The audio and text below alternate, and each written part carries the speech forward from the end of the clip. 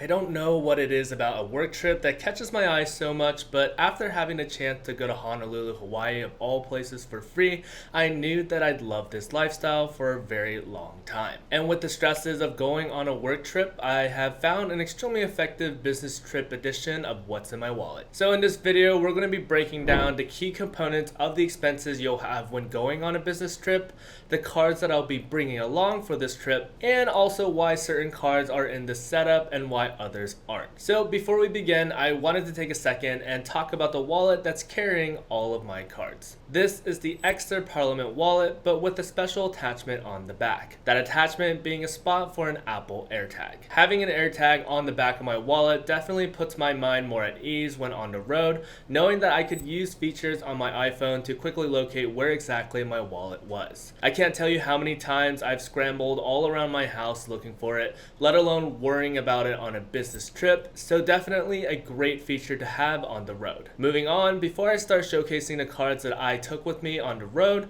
I wanted to break down the expenses that come with a business trip. My company specifically uses a booking service called Agencia, which according to their own website supports over 9,000 companies worldwide, with over 2 million travelers in over 60 countries. I really don't know how to put that into scale, but if you personally use Agencia for your own work trips, make sure to let me know by typing Agencia in the comments section down below. Additionally, another interesting fact about Agencia that I noticed, you see where it says AMX?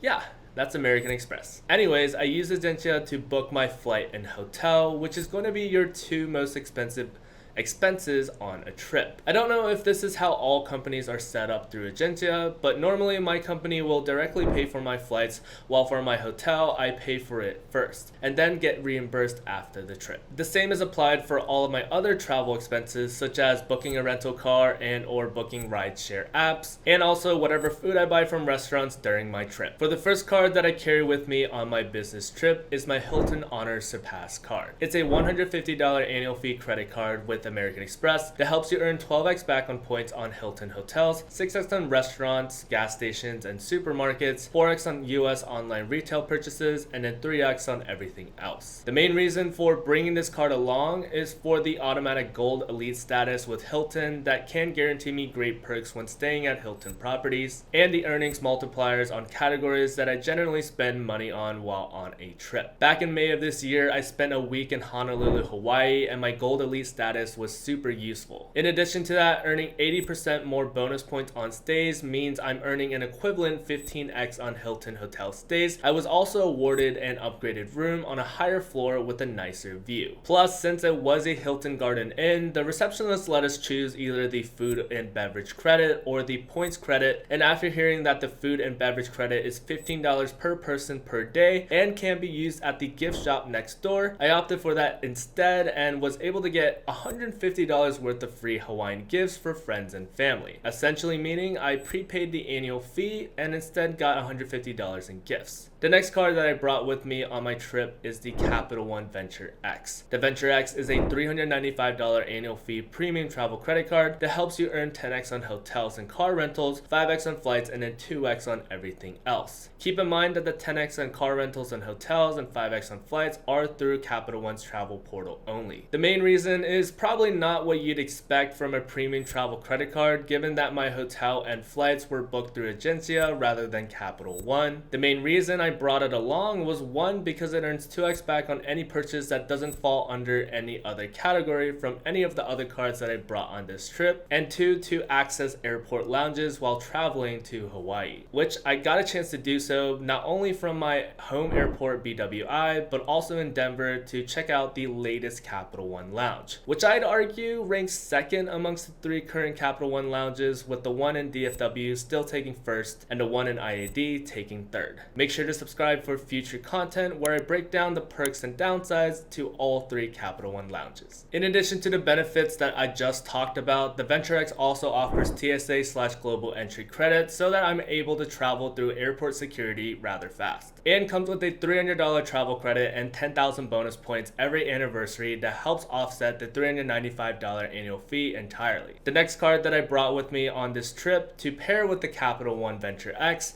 is my Capital One SavorOne credit card. This card is a no annual fee card that helps earn 3x back on dining, entertainment, streaming services, and grocery stores, 5x on hotels and car rentals, 10x on Uber and Uber Eats purchases through November 14th of 2024, which is rather soon, and 8x on Capital One Entertainment. The main reason why I brought this card along was the fact that it earns 10x back on Uber and Uber Eats purchases, which are two things my company reimburses me for. If I'm not feeling like walking around the city while I'm on a business trip and would rather relax inside the comforts of my extremely small hotel room, knowing that I'm getting 10% back for my Uber Eats orders that I'll eventually get reimbursed is a great feeling. And also, if you didn't know, Capital One allows the cash back that you earn on your Capital One SavorOne to be transferred to your Capital One Venture X in the form of Capital One miles. If I'm not feeling like walking around the city, knowing that I'm getting 10% for my Uber rides that I eventually will get reimbursed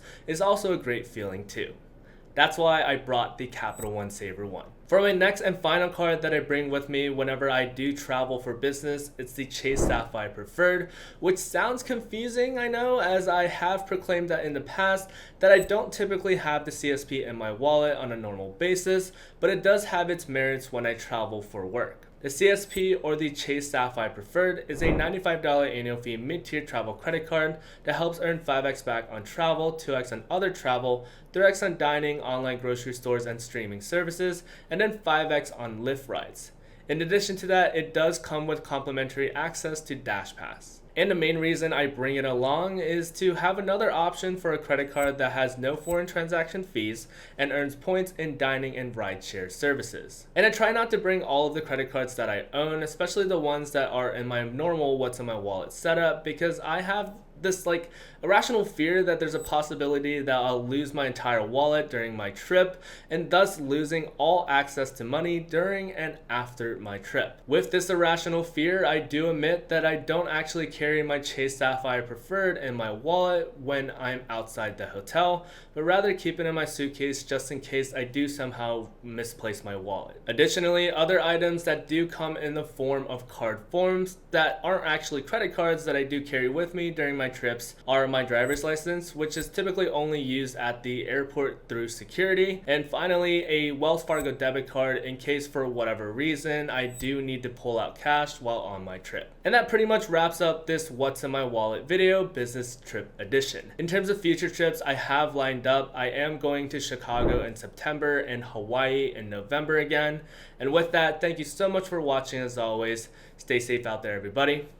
Peace. For those that are new to the channel, hi, my name is Eric. I generally talk about everything credit card related. The goal for this channel is to provide informational and meaningful financial related content that everyone everywhere can enjoy. So again, if you'd like to support that dream, make sure to hit that subscribe button. And with that all being said, thank you for watching as always. Stay safe out there, everybody.